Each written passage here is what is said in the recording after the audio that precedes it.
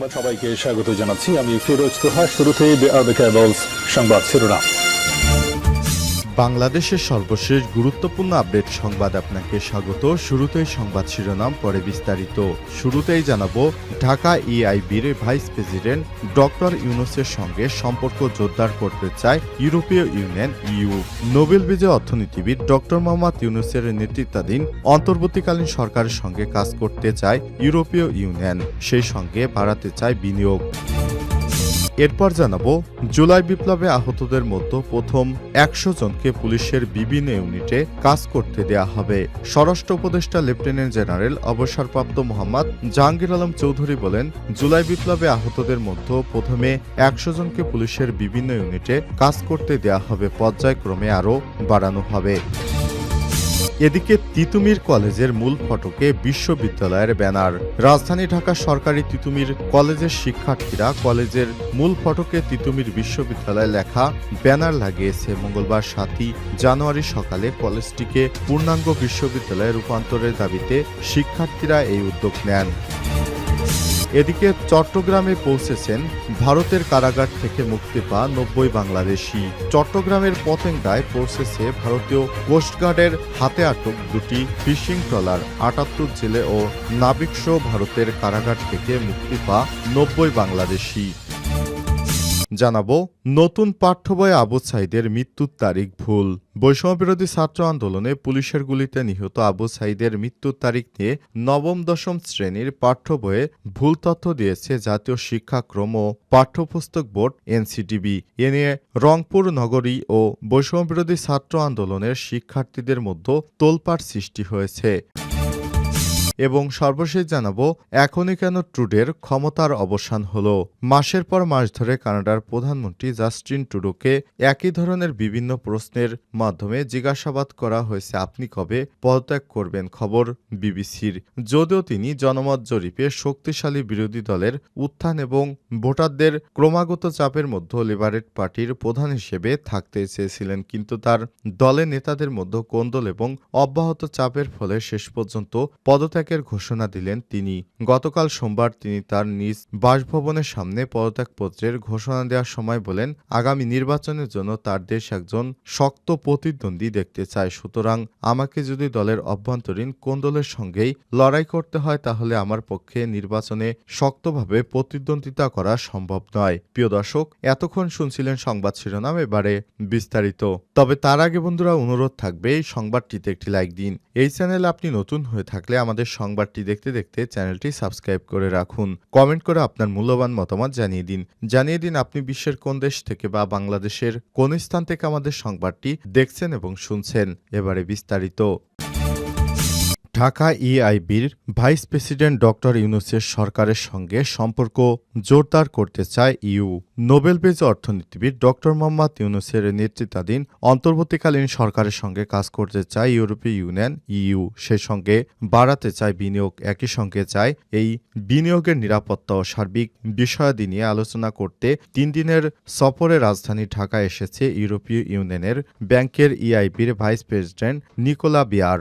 বাংলাদেশের সঙ্গে বিদ্যমান অংশীদারিত্ব পর্যালোচনা, বিভিন্ন বিষয় নিয়ে আলোচনা এবং কিভাবে বিনিয়োগের সহযোগিতা বাড়ানো যায় তা খতিয়ে দেখতে এই সফরে মঙ্গলবার ৭ই জানুয়ারি ঢাকায় পৌঁছেছেন ভাইস প্রেসিডেন্ট নিকোলা বিয়ার। ইউরোপীয় ইউনিয়নের ২৭টি সদস্য রাষ্ট্রের মালিকানাধীন ইআইবি বিশ্বের বৃহত্তম বহুপক্ষীয় আর্থিক প্রতিষ্ঠান এবং ইউরোপীয় ইউনিয়নের বিনিয়োগ ব্যাংক হিসেবে কাজ করে।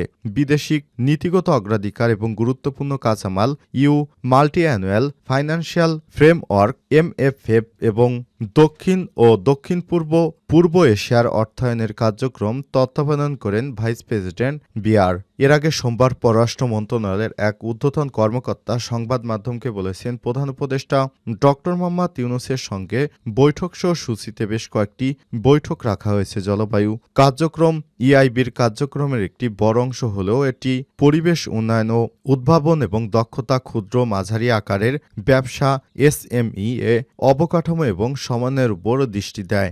ঢাকায় অবস্থানকালে ভাইস প্রেসিডেন্ট বেয়ার অর্থ পরিকল্পনা উপদেষ্টা ডক্টর সালেউদ্দিন আহমেদ, পররাষ্ট্র বিষয়ক উপদেষ্টা তৌহিদ হোসেন, বিদ্যুৎ, জ্বালানি ও খনিজ সম্পদ রেলওয়ে উপদেষ্টা মোহাম্মদ ফাউজুল কবির খান, পরিবেশ, বন ও জলবায়ু পরিবর্তন মন্ত্রণালয়ের প্রাণী সম্পদ উপদেষ্টা সৈয়দা রিজওয়ানা হাসান, স্থানীয় সরকার, পল্লী উন্নয়ন ও সমবায় উপদেষ্টা আসিফ মাহমুদ সজীব ভূঁইয়া এবং বাংলাদেশ ব্যাংকের গভর্নর ডক্টর আহসান ইস মনসুরের সঙ্গে বৈঠক করবেন। জুলাই বিপ্লবে আহতদের মধ্যে প্রথমে ১০০ জনকে পুলিশের বিভিন্ন ইউনিটে কাজ দেয়া হবে। স্বরাষ্ট্র উপদেষ্টা লেফটেন্যান্ট জেনারেল অবসরপ্রাপ্ত মোহাম্মদ জাহাঙ্গীর আলম চৌধুরী বলেছেন, জুলাই বিপ্লবে আহতদের মধ্যে প্রথমে ১০০ জনকে পুলিশের বিভিন্ন ইউনিটে কাজ দেয়া হবে, পর্যায়ক্রমে আরও বাড়ানো হবে। মঙ্গলবার ৭ই জানুয়ারি পুলিশের স্পেশাল ব্রাঞ্চ সিআইডির কার্যালয় পরিদর্শন শেষে স্বরাষ্ট্র উপদেষ্টা এসব তথ্য জানান। তিনি জানান, ১,০০০ ছাত্রদের ট্রাফিক ডিউটিতে নেয়ার জন্য প্রপোজাল লেটার দেওয়া হয়েছে, যারা ৩ থেকে ৪ ঘন্টা ডিউটি করবে।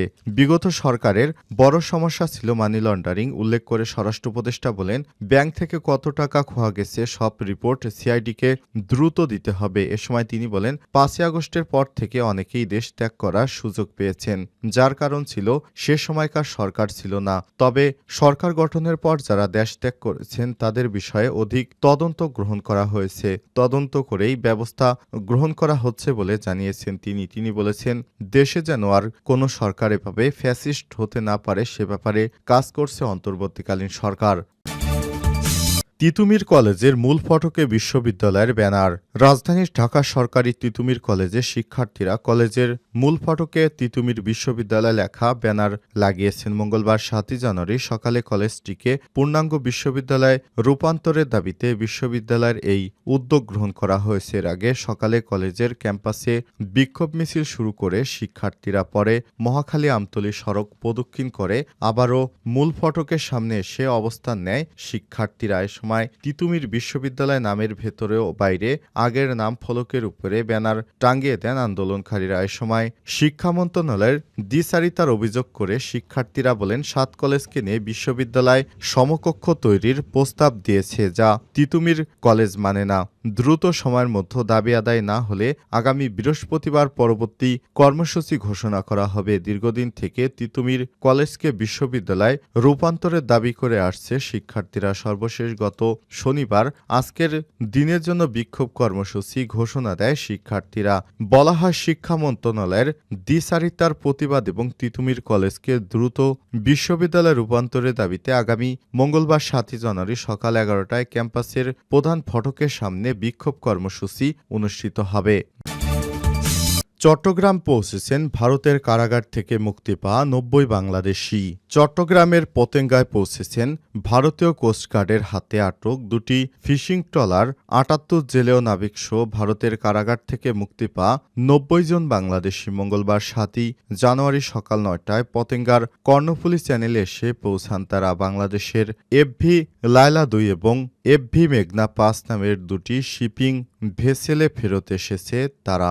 গত ৫ই জানুয়ারি দুপুরে পশ্চিমাঞ্চলীয় আন্তর্জাতিক জলসীমায় ভারতে আটকে থাকা ৯০ জন বাংলাদেশি জেলে নৌপথগামী এবং বাংলাদেশে আটক ৯৫ জন ভারতীয় জেলে নৌকর্মীকে পারস্পরিক হস্তান্তর করা হয়। এর আগে ৯ ডিসেম্বর দুপুরে বাংলাদেশের সমুদ্রে মাছ ধরার সময় দুটি ট্রলার সহ ৭৮ জন জেলে ও নাবিককে ধরে নিয়ে যায় ভারতীয় কোস্টগার্ড। ঘটনার পরদিন খুলনার হিরন পয়েন্ট এলাকার অদূরে সমুদ্র থেকে ট্রলার সহ তাদের ধরে নিয়ে যাওয়া হয়েছে বলে মালিকপক্ষ ও নৌপরিবহন অধিদপ্তর নিশ্চিত করেছেন। আটক দুটি নৌযান হল এফভি লায়লা ২ ও এফভি মেঘনা ৫। এফভি লায়লা ২ ট্রলারটি এসআর ফিশিং নামের প্রতিষ্ঠানের, আর এফভি মেঘনা ৫ ট্রলারটি সি&এফ অ্যাগ্রো লিমিটেডের মালিকানাধীন। এফভি লায়লা ২ ট্রলারটি গত ২৭ নভেম্বর মাছ ধরার জন্য সাগরে যায়। ২০ ডিসেম্বর ঘাটে ফেরার কথা ছিল ট্রলারটিতে ৪১ জন নাবিক জেলে রয়েছে। এমভি মেঘনা ৫ ট্রলারটি গত ২৪ নভেম্বর সাগরে যায়। ১৪ ডিসেম্বর ফিরে আসার কথা ছিল। এটিতে ৩৭ জন নাবিক জেলে ছিল।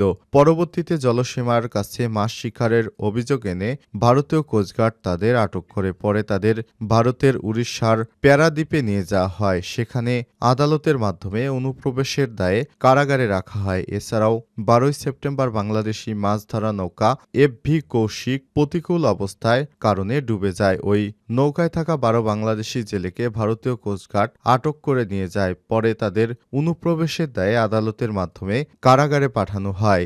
দীর্ঘদিন পর তারা জামিনে মুক্তি পেয়েছেন।